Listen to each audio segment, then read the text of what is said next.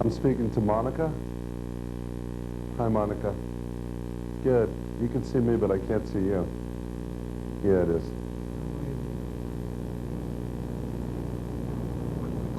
Is my position on the camera okay for you?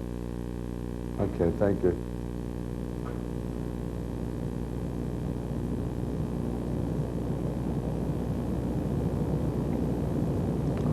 Well, this is nothing new for me. I was involved in politics when I was younger. When I was 21, I was a Republican Party committeeman. I served 2 terms. My mom had been involved heavily in Republican Party politics, and in fact, I believe she worked to elect one of my Senate opponents, Mr. Bob Franks. Rock and roll, or the music business, is essentially a young person's game, and I felt that after serving 2 terms, I would go into music. I felt that was the time of my life to do it. Now I feel the call to public service again. I'm doing this for my daughter so that I can leave behind some sort of legacy for her, perhaps a better world. I love my country and I love society, and I want to do some good.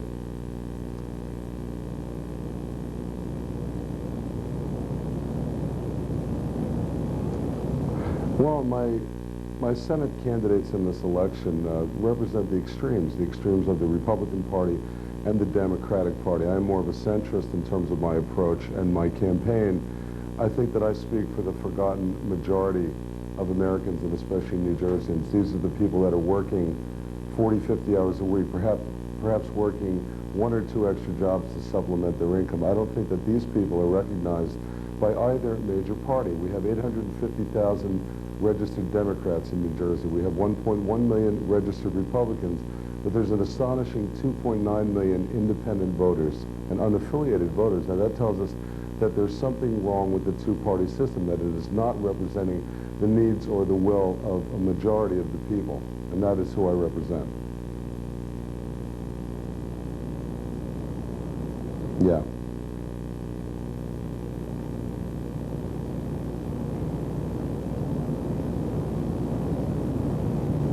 I am in support of school vouchers. I believe that education must be put back in the hands of local communities, the parents and the teachers who know best what is right for their kids. It's got to be put back on a local level. It shouldn't be determined by the federal government. Education must be put back in the hands of the people who know best, who are the parents of the children who are going to school and the teachers.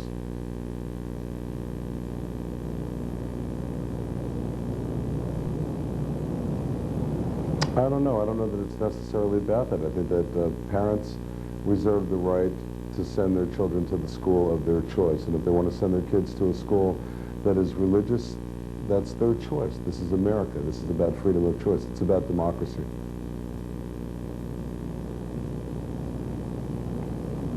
Yeah.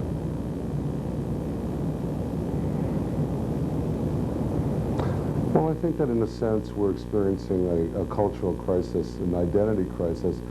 In the past, immigration was done in a sort of measured way.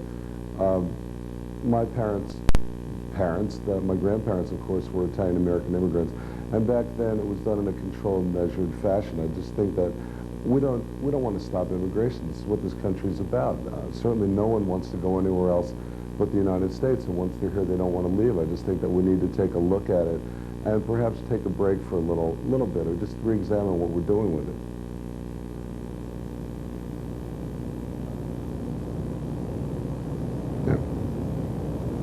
Yeah. Yeah. Well, I predicted that Mr. Corzine was going to shoot himself in the foot with his own money, and basically it's happening already. There's a lot of resentment in general by society, or by the voting public, or by American citizens toward anyone with that amount of money who is publicly flaunting his wealth, whether he means to or not. I realize what he's got to do. He has to spend $2 million a week on TV commercials, or people are not going to know who he is. But in the end, it creates a lot of resentment. And basically, campaign finance reform is the cornerstone of my platform. It is the root of, or shall I say, corrupt campaign financing is the root of all evil in politics and government. I am trying to run the sort of campaign that is a textbook example, or the living embodiment of campaign finance reform. I don't like asking people for money, and I'm not asking people for money. We accept perhaps $10, $20 donations from people. That's the most that any American can afford. Only 4% of the American public actually donates to any political campaign, and that's from the office of dog catcher to that of President of the United States. I think the G.W. Bush's campaign has been funded, hundreds of millions of dollars so far received in this campaign, by only 1 1/300% of the American public. And that's why only 40% of the people vote in Jersey. They've lost faith in the system, they've lost faith in the government and in our elective process, in our political and democratic process. I can't honestly ask people to give me money. Why should they trust me? Why should they think that I'm not just another politician with an agenda or someone who's controlled by the special interest, as both of my political opponents seem to be? They're the flip side of the same golden coin. Bob Franks' campaign, if you go to commoncause.com, is financed heavily by Big Timber, Big Oil, and Wall Street. Jon Corzine is a Wall Street magnate. You know, put the pieces of the puzzle together.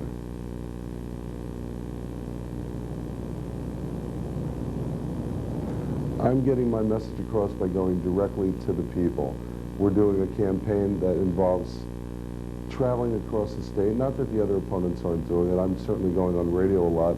And I'm not afraid to exploit the fact that I was a rock star at one time and that people know my music, and perhaps it affected some sort of good or positive change in their lives. I believe that the music that the Smithereens created all those years and still continue to create certainly didn't hurt and helped a lot. We're calling it alternative politics. You've heard of alternative music. It's almost a stealth campaign. We thought that we were under the radar of our two political opponents, but their minions have been turning up, ironically, at our shows, at these events that we've been doing. We're calling it rock politics, Jersey style, and we're combining music with politics to educate the young and remind the older people about what our country was and what it can be again. I don't believe so. I think that when you're young, it's your time to be a revolutionary. It's your time to be more liberal. I think that when you get older and you have children of your own and you're paying a mortgage and you really see how difficult it is to survive in the workforce, that your views tend to get more centrist or perhaps even more conservative. I expect that the young folks are not going to run to my campaign unless they really sit down and listen to what I have to say. I don't know. I can't answer that question, but this is a campaign. It's about everyone. It's about everyone who has no voice. It's about those who refuse to register to vote and protest. It's about those who don't vote because they've lost faith in the system. I'm still on the street. I have my ear to the ground. I still live in the town in New Jersey that I was born and raised in. We learned a lot about people in the 20 years that we spent on the road in the bus, traveling town to town across the United States with the Smithereens. I recently did something I called the living room tour, which took me into the homes and backyards of some 90 American families all across the United States, from Scotch Plains, New Jersey, to Miami, Florida, to Dallas, Texas, to California, up near San Francisco, all across the country. And what I saw while driving myself in a rented car some 65,000 miles was that the rosy picture painted about the economy, or as spun by the press, is not exactly what most people think it is. I see a lot of people working at Walmart and at Kmart and at McDonald's and Burger King. A lot of people really hurting, having to work 2 and 3 extra jobs. Hence, they can't spend a lot of time with their kids, with their families. We need to reform the political system and encourage more average people to get registered to vote, and to perhaps do what I'm doing and step forward and serve their country honestly and honorably. And then when they're done, get out. It's about term limits. Now, the political opponents I'm up against are not in favor of term limits. They're not in favor of the empowerment of the American family and worker. They both support NAFTA and GATT, which are downsizing hundreds of thousands, even millions of American jobs and sending them to foreign countries like Mexico and China. We need to look out for our American workers first. I'm not an isolationist. We need to establish a level playing field. It's about fair trade. It's about taking care of things here at home. When I hear that the workers of Verizon who are on strike were offered a 3% increase over 3 years, while the CEO of the company got himself a $16 million bonus last year, then there's something wrong with this picture. It's just common sense. And what I'm trying to run is a common sense campaign that offers no feel-good platitudes. I'm not going to tell people what they want to hear, which is mostly the good news. I'm here to tell them that they need to look at our government and our political system and get involved. If I've achieved anything with this campaign, win, lose, or draw in the end, we're going to get a lot of people registered, and we're going to get a lot of people voting who didn't vote before, and perhaps encourage them to run for office themselves.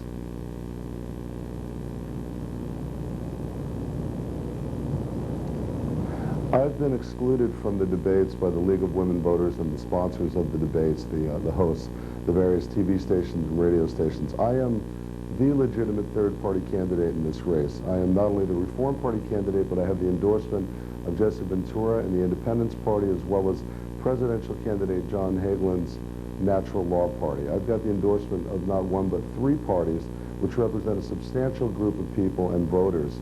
My Senate opponents represent but one party apiece, and as I said, there's more independent voters in New Jersey than there are registered Democrats and Republicans. I've been excluded from this democratic and political process, as told by the League of Women Voters, because I'm not polling. Well, how can I poll if I'm not being included in the polls, if they're only asking about Mr. Franks and Mr. Corzine? That's the one inequity. The second one is that I'm supposed to have raised $500,000. Well, if this is truly a campaign about campaign finance reform, or I'm trying to be the living embodiment of campaign finance reform, I'm not going to look for $500,000.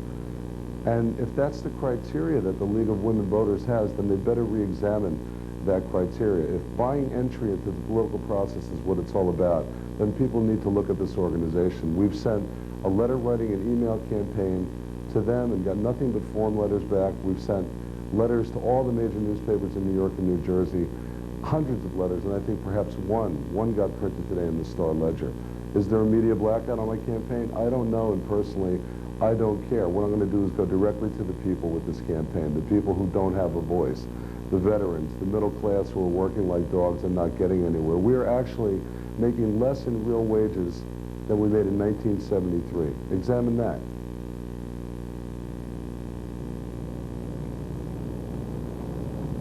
Yes.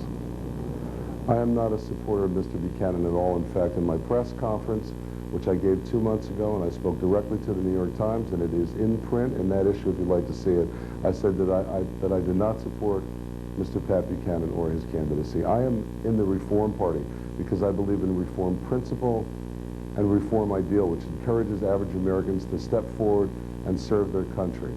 It's about working Americans.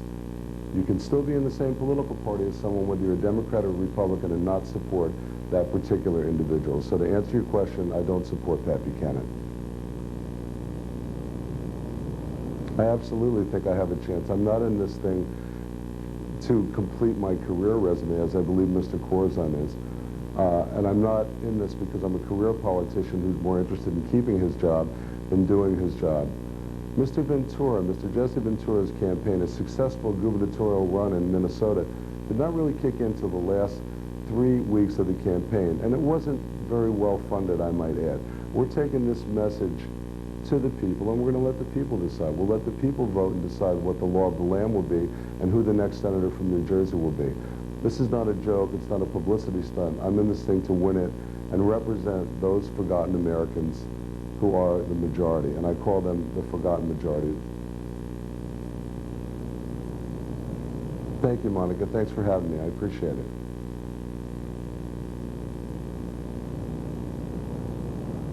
Thank you, Monica. Have a